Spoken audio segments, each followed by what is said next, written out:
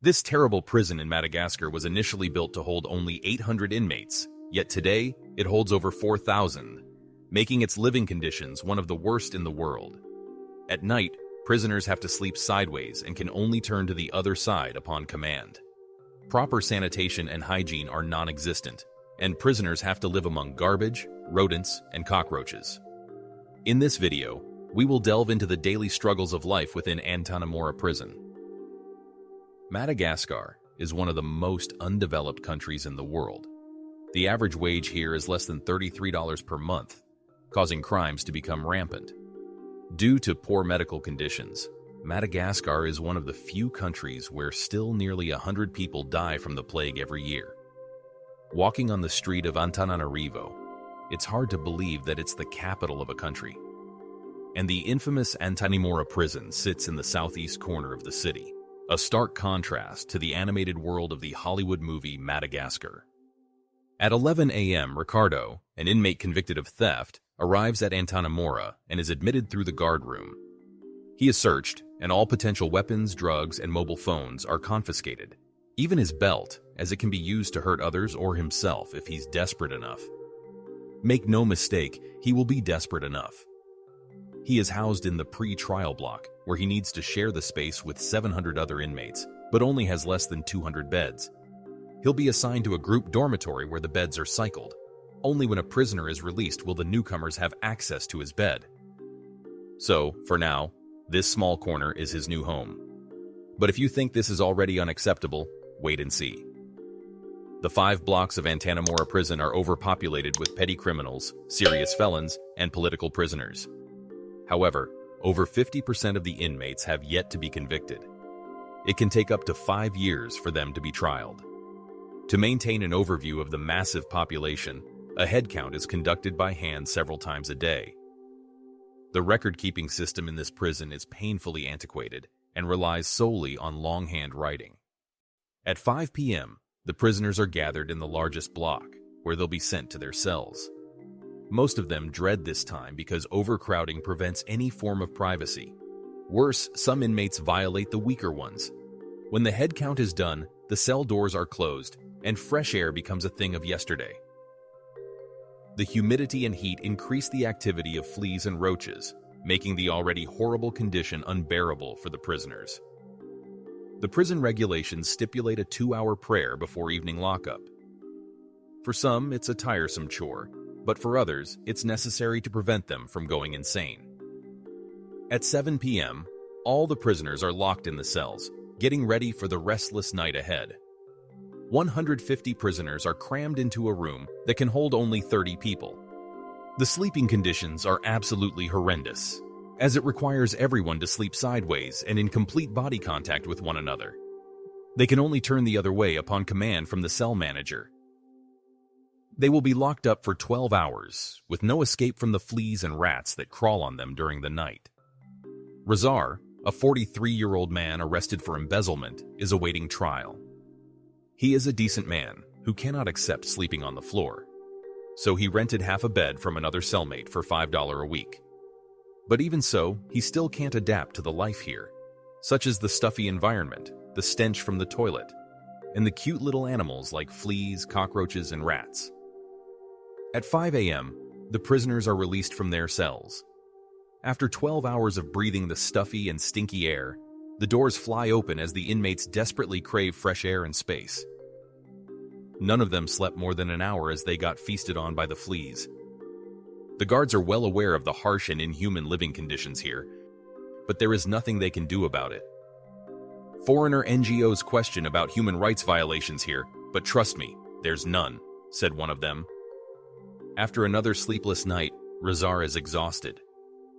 He hopes to talk to his lawyer and get out of this damn place as soon as possible. The word sanitation doesn't exist in this prison. Garbage is everywhere, and leftover food lies festering under the sun's heat. The open sewers provide welcoming routes for rodents to pass through, even during the daytime.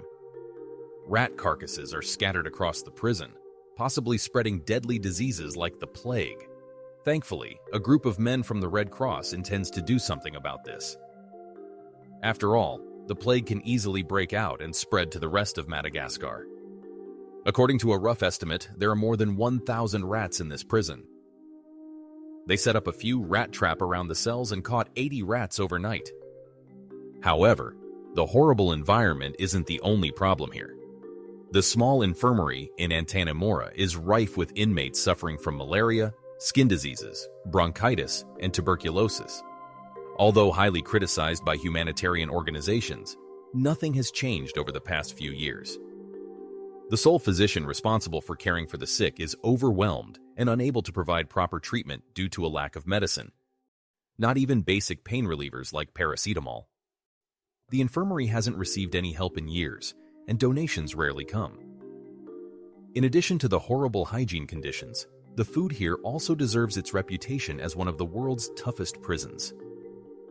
The only food the state provides to the prisoners is manioc and nothing else. This vegetable is known for its sturdy texture. The storekeeper offers a meager 300 grams of manioc for each prisoner daily. At 3:30 p.m., the inmates prepare food in the dirty kitchen, boiling the tough manioc for hours without salt, spice, or anything to give it taste. After 2 hours, the inmates line up to gather their free food for the day. Although nothing can be blander than boiled manioc, the men stretch out their empty bowls in high spirits. Hunger turns the pickiest eaters eager after all. If they get lucky, they can gain some protein from the bugs in the soup. Sunday, one of the 2 weekly visiting days, arrives. Relatives wait in line, hoping for a brief encounter with their loved ones. For some, it is the only time they can get their food for the week. The inmates enter a narrow hallway separated by a fence from their loved ones. Each inmate is given 10 minutes to talk to their visitors. Rezar's wife arrives with a heavy heart, bearing 2 pieces of bad news. The first is that his son dropped out of school because they couldn't afford his tuition fees. The second is that the judge asks for $190 for his acquittal. Although it's more than half of Rezar's annual income, he doesn't seem very surprised, as in Madagascar, that's the only way to get things done. There is nothing he can do but ask his wife to try her best to raise the money. The good news is his wife finally brings him some clothes and food. Still, before the stuff reaches his hand, it will go through several checkpoints, and each checkpoint will require a transportation fee. Although it seems peaceful most of the time, the guards know it's only a matter of time before an inmate goes berserk. They are prepared to deal with it, though, because they'll put any troublemaker in the hellhole. The infamous place is solitary confinement without anything. No food, water, toilet, yard exercise, etc. It is complete isolation over an indefinite time. Any inmate caught with drugs, cell phone, or injuring another inmate will spend his days here for as long as the guards deem necessary. This man tells us what life is like in the hellhole with his personal experience. He only gives one example, but it's already shocking enough. He describes how, after using the toilet, there was no toilet paper available to wipe with, leaving him to resort to using his own hand. This same hand would later be used to eat his meals, as there were no utensils provided. And he was locked there for not 1 day or 1 week, but a whole month. He couldn't do anything but sit around and sleep close to his own urine and excrement. Talking about bad luck, Samuel, a 75-year-old man, takes the cake. He is one of the oldest inmates at Antanamora prison and has been locked up for 38 long years. Despite his advanced age, Samuel has yet to see a judge and has never been given a fair trial. According to Samuel, officers simply appeared one day, arrested him, and accused him of killing someone he had never even heard of. There were no legal proceedings, no hearings, nothing. At this stage in his life, Samuel believes he will spend the rest of his days behind bars in Antanamora. On the other hand, our friend Rezar gets bad news from his wife. Since she can't raise enough money to bribe the judge, he will be sentenced to an additional 3 months in prison. Hearing this, Rezar is devastated and struggles to hold back his tears in front of the camera. The thought of spending even another 3 hours in this prison is unbearable, let alone another 3 months. After all, this is the toughest prison in the world, a place of constant despair. If they could go back in time, I believe none of them would commit a crime, but choose to be law-abiding citizens. Is this the toughest prison you've ever seen? Let us know in the comments below. Remember to like the video, subscribe, and hit that notification bell for more videos like these in the future.